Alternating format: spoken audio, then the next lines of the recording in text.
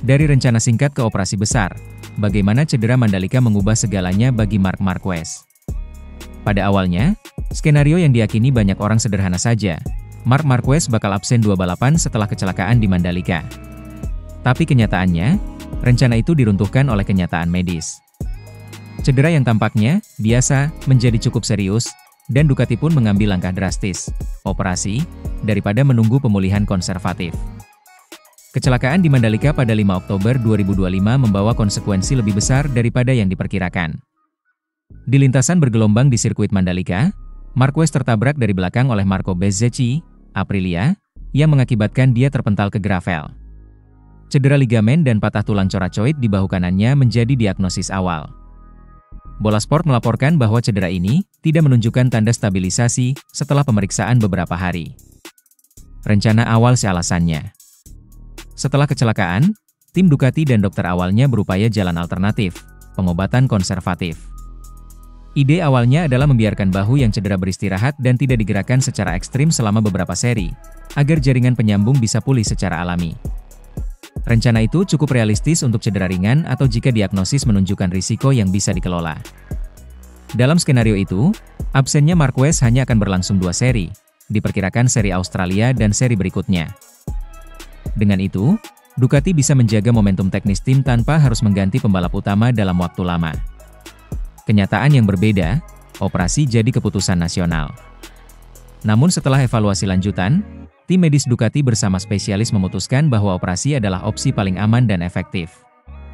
Bola Sport mencatat bahwa kondisi cedera, yakni patah tulang coracoid plus kerusakan ligamen, dianggap sudah melewati batas di mana pengobatan konservatif bisa berhasil.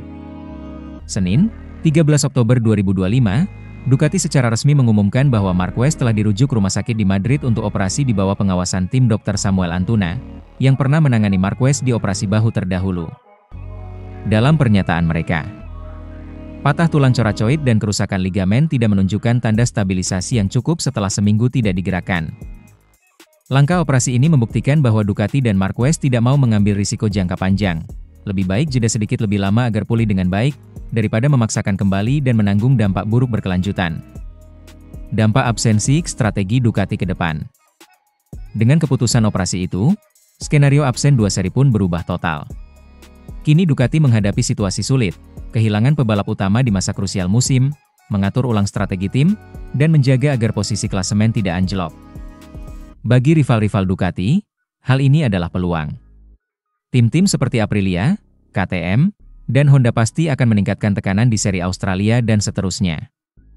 Tanpa Marquez, satu senjata besar mereka hilang, gaya agresif khasnya, pengumpulan data teknis yang sering menjadi acuan upgrade, dan moral tim yang tinggi di tengah tekanan.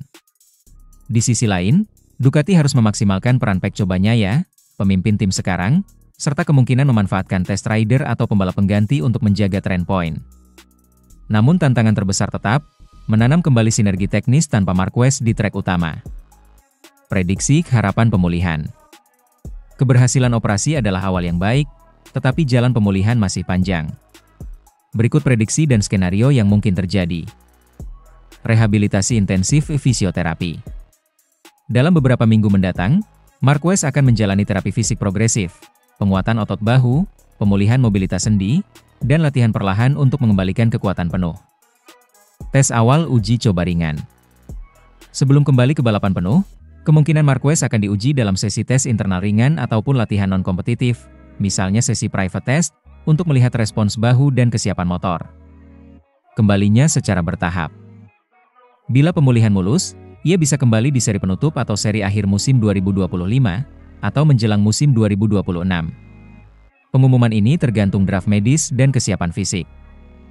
Manajemen mental dan psikologis.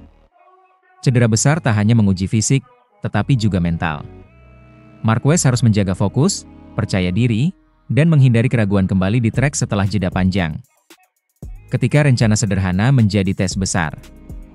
Berita, tadinya cuma absen 2 balapan. Rencana Marc Marquez setelah kecelakaan berubah, menyimpan pelajaran penting. Dalam dunia balap profesional, situasi medis bisa berbelok drastis. Keputusan operasi yang sekarang diambil menunjukkan bahwa Ducati dan Marquez sama-sama mengutamakan jangka panjang. Kemenangan bukan hanya soal siapa tercepat, tetapi siapa yang tetap bisa bersaing secara konsisten dan sehat. Risiko cedera adalah bagian dari balap, tetapi cara menyikapinya yang menunjukkan kelas seorang juara. Jika Marquez bisa kembali dalam performa maksimal, ini bisa menjadi momen kebangkitan baru, lebih kuat dari sebelumnya. Sementara itu, ketika Ducati menjadi penjara, rumor besar, di tengah gemuruh suara mesin dan sorakan tribun, dunia MotoGP kembali berbisik tentang masa depan Francesco Pecco Bagnaia. Rumor santer berkembang bahwa ia akan meninggalkan Ducati Lenovo dan bergabung ke Pertamina Enduro VR46 Racing Team mulai musim 2027, sebuah langkah yang menurut banyak pihak dipicu oleh dominasi tandem barunya, Marc Marquez. Kabar ini mendapat sorotan luas di media internasional. Apakah ini sekadar rumor spekulatif, atau sinyal perubahan besar dalam karir Bagnaia dan strategi Ducati? Mari kita ulas detail dan potensi implikasinya. Latar belakang faktor pemicu rumor. Kontrak yang akan habis. Kontrak Bagnaia dengan Ducati Lenovo dipastikan akan habis pada akhir musim 2026.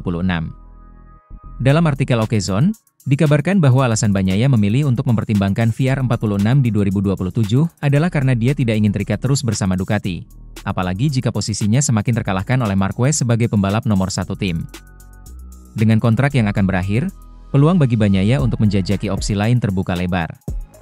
Dan VR46, tim kepunyaan Valentino Rossi, menjadi target ideal karena kedekatan emosional antara Bagnaia dan Rossi di masa lalu. Performa tekanan internal. Rumor ini juga diperbesar oleh performa inkonsisten Bagnaia di musim 2025. Hanya 2 kemenangan dari 18 seri sejauh ini disebut sebagai catatan terburuknya sejak berada di tim pabrikan. Selain itu, kedatangan Marquez di Ducati semakin memperkuat kedudukan sang legenda. Marquez yang berhasil mengunci gelar dunia, dianggap semakin mendominasi garasi Ducati, dan beberapa laporan menyebut Bagnaia merasa terpinggirkan dalam prioritas pengembangan motor dan dukungan teknis. Bukti fisik tanda-tanda kolaborasi VR46. Meskipun masih rumor, ada beberapa indikasi nyata yang mendukung kabar ini. Tes EP24 bersama VR46 di Misano. Tim VR46 pernah mengonfirmasi bahwa Bagnaia mencoba mesin EP24 milik tim mereka setelah EP San Marino.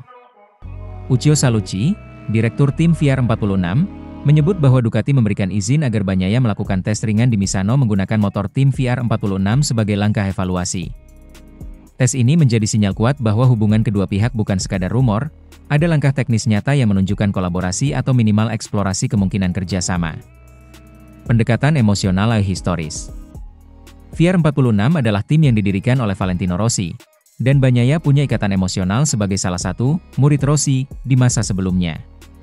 Kedekatan itu membuat opsi pindah ke VR46 terasa menarik dari sisi hati serta strategi karir.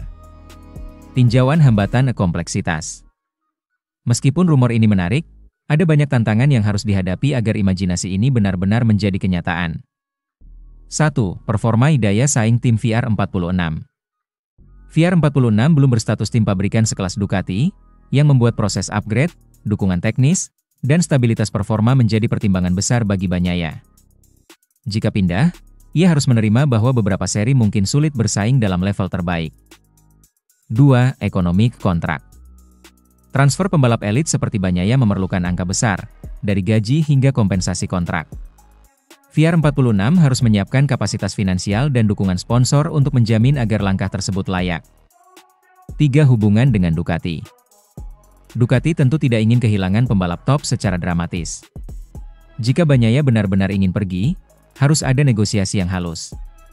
Pergantian satu nama besar di tim pabrikan bisa berdampak pada dinamika internal dan strategi jangka panjang. 4. Citra publikasi. Bagnaia harus mempertimbangkan bagaimana dunia melihat keputusannya.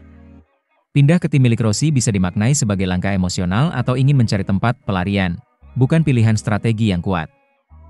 5. Fokus tekanan musim 2026.